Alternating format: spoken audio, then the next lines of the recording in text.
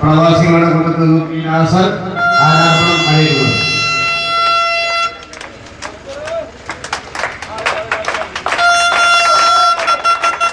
മുതൽ ഇന്നലെ വരെ ഈ നിമിഷം വരെ സത്യത്തിൽ ഈ നിമിഷം വരെ UDF വേണ്ടി മുന്നണിക്ക് വേണ്ടിയും പാർട്ടിക്ക് വേണ്ടിയും ആത്മാർത്ഥമായി പ്രവർത്തിച്ച അതീവ ജാഗ്രതയോടുകൂടി വോട്ടുകൾ ചെയ്ത് വൻ ഭൂരിപക്ഷത്തോടുകൂടി വിജയിപ്പിച്ച എല്ലാ നാട്ടുകാർക്കും വോട്ടർമാർക്കും നേതാക്കന്മാർക്കും പ്രവർത്തകർക്കും ഹൃദയംഗമായ 1000 നന്ദി രേഖപ്പെടുത്തിക്കൊണ്ട് നിർത്തുന്നു. നിങ്ങൾക്ക് നന്ദി ചെയ്യുകയാണ്. ബഹുമാന്യരും ആദരണീയരുമായ ജനപ്രതിനിധികളെ,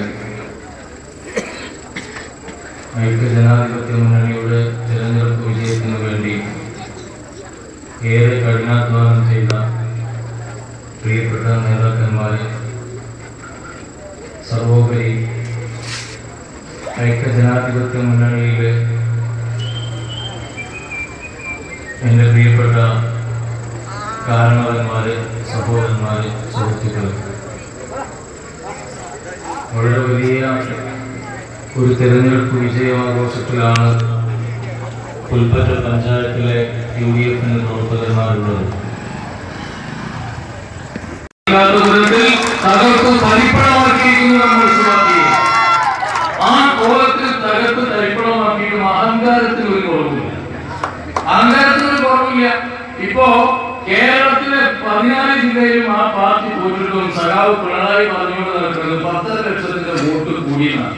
എടോ പിണറായി, നിനക്കൊക്കെ ചികിത്സ കുതിരവട്ടത്ത് പോലും ഈ സാധനത്തിനായിട്ട് നീ കുതിരവട്ടത്ത് നിർമ്മാണം എടുക്കുമോ? കാരണം വോട്ട് കൂടിയാൽ നിങ്ങളുടെ പാർട്ടി തോൽക്കില്ല. അതൊന്നും മനസ്സിലാവില്ല.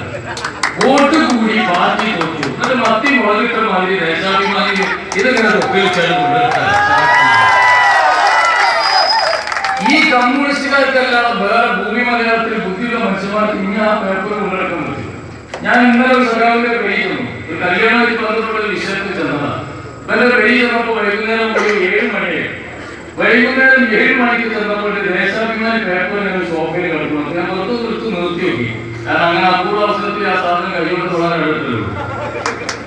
അത് നിർത്തി നോക്കുമ്പോൾ രാവിലെ പേപ്പർ പോയി വെച്ച നോട്ടീസ് നിർത്തി നോക്കില്ലേ, അതിൻ്റെ ഉള്ളിൽ നോട്ടീസും കൂടി പോയിട്ടില്ല. കാരണം ഇവർക്കെന്നെ അറിയാം. കാരണം പുൽപ്പറ്റ പഞ്ചായത്തിൽ 18 വാർഡിലും ലീഡ് ചെയ്യുന്ന ആൾക്കോട്ടെ തലേന്ന് വൈകുന്നേരം കുഴിമണ്ണ പഞ്ചായത്തിൽ 15 സീറ്റിലും പോയി ലീഡ് ചെയ്യും. അരീക്കോട് പഞ്ചായത്തിന്റെ ഓർക്ക് ഉറപ്പിച്ച് മഞ്ചേരി മുനിസിപ്പാലിറ്റി അസൈൻകാരാണ് ചെയർമാൻ. ഇവിടെ ചെയർമാൻ ആണെങ്കിൽ ആദ്യം കൗൺസിലറാണ്. കൗൺസിലറാണ് ചെയർമാനാകുക. ദേശാഭിമാനി പത്രത്തിൽ ചെയർമാനൊക്കെ നിശ്ചയിച്ചു. അസൈൻകാരാണ് നയിക്കും. അത്ര എങ്ങനെയാണ് നയിക്കല്? അവിടെ ആ പാവ അവിടെയൊക്കെ പോയിട്ട് 1-2 വോട്ടിനാണ് 3 ജില്ലാ വോട്ടിന് മാർക്സിസ്റ്റ് കമ്മ്യൂണിസ്റ്റ് പാർട്ടിയുടെ ഈ വോട്ടിൽ നടക്കുക. എവിടെ ഈ സാധനമുള്ളത്?